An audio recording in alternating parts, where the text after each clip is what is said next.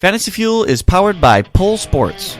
Get instant fantasy football advice through real-time polls by visiting pollsports.com.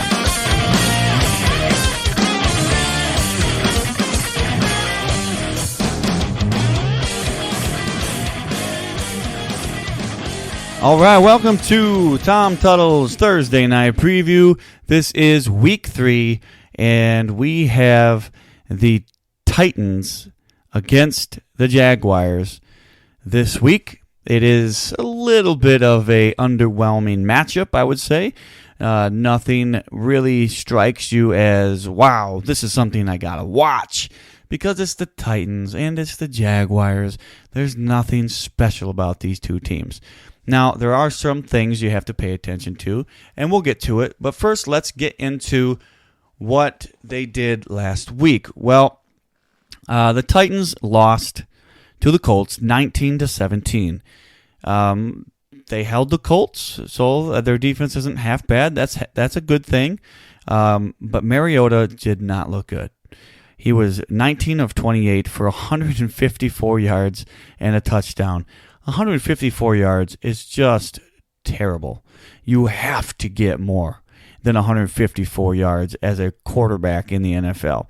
Now, he did have 5 rushes for 32 yards as well, but compared to what he had last week, or not last week, but week 1, not good. I mean, week 1, he had 3 touchdowns, which is perfectly fine if you're looking for somebody like that to fill in or even to start as a fantasy football quarterback.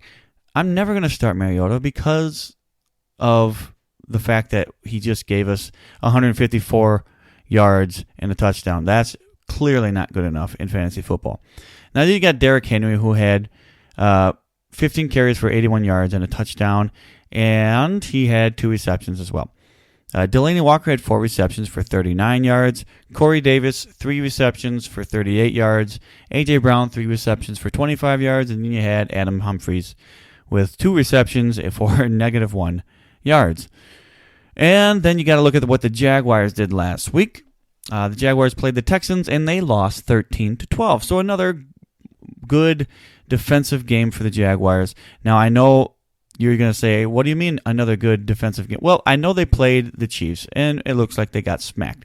But the Chiefs, week 1, against the Jaguars, the Chiefs are great. They're great. They have the best offense in the league, in my opinion, and they're going to make any defense look like that. So I'm not too worried about the Jaguars' defense. I think they have actually a pretty good defense. They held the Texans, who I think have a pretty decent offense this year, which they haven't shown a ton of that offense yet, but I do believe they have it, and they held them to 13 points. That is a pretty good thing for the Jacksonville Jaguars to do.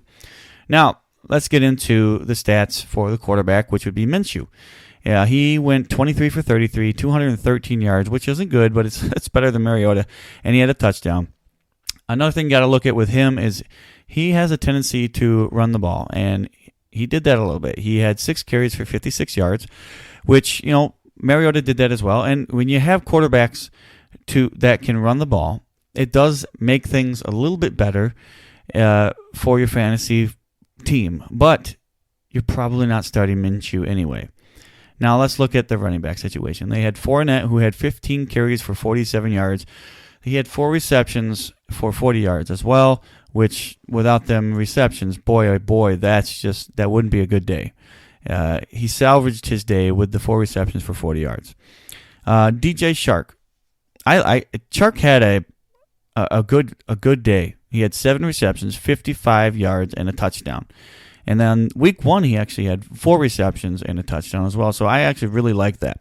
I think Chark is heading in the right direction. I like where this is headed. Then you got Chris Conley, who had 4 receptions on 73 yards, and he didn't get a touchdown like he did in week 1, where he had 6 receptions. But I think Conley is somebody that I don't mind having on my fantasy team at this point. Then you got James O'Shaughnessy. Now, this is a surprise. Nobody really expected him to be what he is so far. And it's nothing special, but he's definitely the number one tight end on this team. That's how they're treating him. He had 4 receptions for 28 yards, and then week 1 he had 4 receptions as well. So you have to at least have him on your radar in fantasy football, because tight end position is just not the greatest. So you got to look at guys like James O'Shaughnessy. Then you got D.D. Westbrook, who did not do much of anything. He's always got that threat of that touchdown, but he only had 1 reception for 3 yards. But okay, he's somebody I don't mind having, but I just don't know what I can get out of him when it's Minshew. So let's look at what we have for this game on Thursday night. Mariota, I'm not going to start him. If you have him on your team, don't start Mariota. You can't trust in him at all. At all. So don't do it. As far as the other Minshew, I'm not going to start him either. He's got a lot to learn. He's got a lot to prove. I think he's got some talent that I don't mind. I really don't mind having him on your team, on my team, if it's a deep league. If it's not a deep league, don't bother getting him unless he actually ends up proving that he can be fantasy relevant every single week from here on out. I wouldn't do much with him. I think he might have a decent game, but again, the Titans' defense is halfway decent. Derrick Henry, I'm starting him. 100% guarantee starting Derrick Henry. Why? Not just because he got the touchdowns. He's been getting a touchdown every week so far. It's week 1 he got a touchdown, and week 2 he got a touchdown. So I believe if they're gonna get a touchdown, it's gonna be Derrick Henry, and I do believe he will get another touchdown, which already makes him fantasy relevant for this week. And you're gonna start him. But he had 81 yards. I know that doesn't sound like much, but that's 8 points. That's 8 points in almost every single league, plus the touchdown, plus the 2 receptions for the 12 yards. So it's a decent week. And the fact that he's getting the touchdowns, I really enjoy that. And I'm going to start Derrick Henry until he proves to me that he can't do it. Delanie Walker, I'm obviously going to start him. There's always that chance of a touchdown with him. He's getting 4 receptions this last week, 5 receptions 2 weeks ago in week 1. So I 100% think that if you have Delanie Walker, you're probably starting him unless you have somebody else. And Delanie Walker was one of them guys that you picked up later, because you could have picked up Delanie Walker late in the drafts, and maybe you're not starting him because you have a different tight end that maybe is scoring quite a bit more than Delanie Walker. But Delanie Walker is a decent option for a tight end position if you don't have anything else. Corey Davis, I'm not going to start him. He didn't have any receptions week 1, and last week he had 3 receptions. So there's a little bit of improvement there, but not enough with Mariota under center. A.J. Brown, I like A.J. Brown. I think he's going to have a decent career, but he needs to get Mariota out of town. I honestly think A.J. Brown with Tannehill under center could be a really, really good wide receiver. He shows he has some signs even with Mariota. He has 3 receptions for 25 yards this last week, and he had 3 receptions in week 1 as well. Adam Humphries, though, oh man, no. We went out and said it immediately. Once Adam Humphries went to the Titans, we said, no, this is not good for him. He cannot be picked up. And he has not been good. Week 1, he had 1 reception. Week 2, this last week, he had 2 receptions for -1 yards.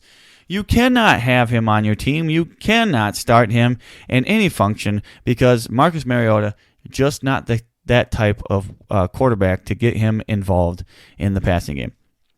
And then we got the wide receivers for the Jaguars as well. And you got DJ Chark. I'm 100% starting him as a flex option. He's a really good option in flex. He's got 7 receptions. He got a touchdown every single week so far. I really like that. I think that we can really look forward to something with DJ Chark in the National Football League going forward. Chris Conley, I'm not going to start him. And he's a decent flex option if you have nothing else, but I'm probably not starting Conley. That's just me. Yeah, you have to have something else at this point. It's not going to be Conley. James O'Shaughnessy. Now, this is a good one because, like I said before, he's been somewhat surprising. You could start him if you have nothing else. And quite frankly, I have nothing. and what me and John Eddie Jr. talk about a lot is the flag league. I have almost nothing in that league because Trey Burton was hurt week 1, and then I had to start somebody else because I had no idea if Trey Burton was going to play the game week 2, and so I had to start somebody else, and I started somebody that got me almost nothing. And James O'Shaughnessy, if I had him on my team, he would have got me something. He would have got me 4 receptions for 28 yards, 4 receptions in week 1 as well. That's at least consistent. You know he's going to give you something. I don't mind the start of James O'Shaughnessy if you don't have anything else. D.D. Westbrook, boy, oh boy, if you're really, really desperate, I would go with Westbrook, but right now I haven't seen it enough out of him. He's got that chance, like I said earlier, to get a touchdown, but boy, that's about it. I haven't seen enough out of him yet, and I don't know if Minshew is really targeting him all that much this year. And it's remained to be seen what I can get out of Westbrook. All right, guys, I think that's about it. Going to do it for me. These are the guys I think are worthy of starting. Derrick Henry, Delaney Walker, DJ Chark, Fournette, maybe. Chris Conley, maybe, in the flex. And O'Shaughnessy, possibly.